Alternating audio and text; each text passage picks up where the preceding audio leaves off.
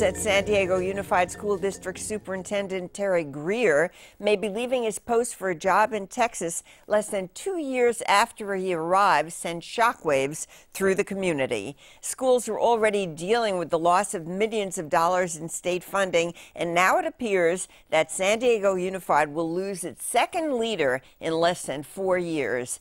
KPBS education reporter Anna Tintaklis is here to help explain what's going on. Welcome back, Anna. Thank you, Gloria. Okay, so what are the reasons that Superintendent Greer gave for leaving? Well, with Superintendent Greer, you've really had to kind of read between the lines.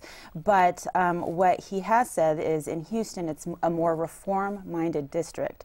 So he's talked about this idea of philosophical differences in terms of leadership with the school board. He's very much a reformer. The school board wants to take on responsibility of guiding reforms. I think there's also issues with the teachers union. They've never been on good terms.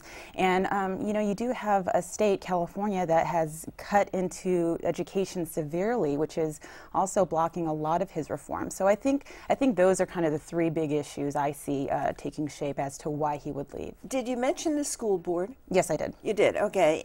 So when he was on KPBS Radio's These Days program earlier this month, did he reveal anything else that was particularly significant, or were those the things that he went through? Well, what I heard in that particular interview, which is I think very telling, is that Greer has said time and time again that San Diego Unified, more than any other district, puts the needs of adults first before students. And I think as that relates to the school board, you know, the school board that he's working with now is not the one that brought him in initially. And so the school board that brought him in initially was really on board with his reforms, wanted him to really take charge, and he's very much of a take charge person.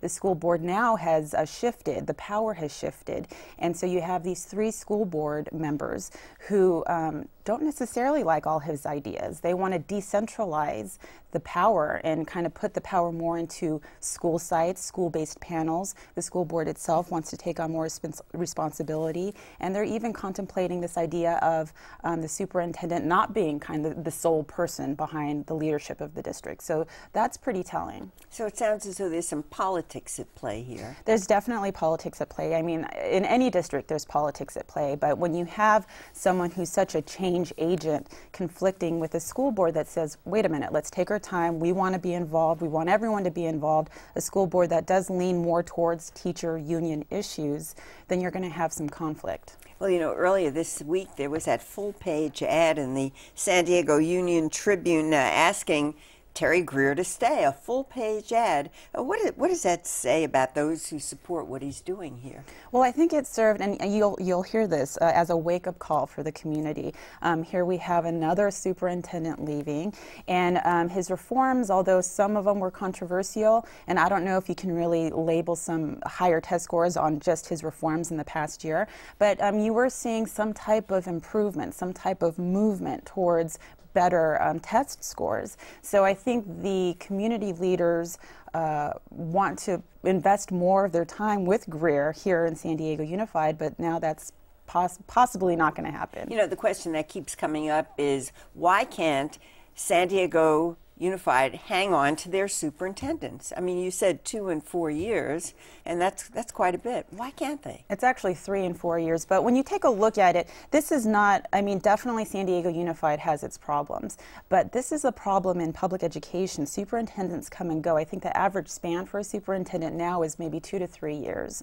And so that kind of cycle in leadership, I think, really contributes to a lot of the problems. And so certainly there's problems here in San Diego Unified. I think we have to figure out what our best interests are, what reforms we really want to go for, what type of leadership we really want for the long haul.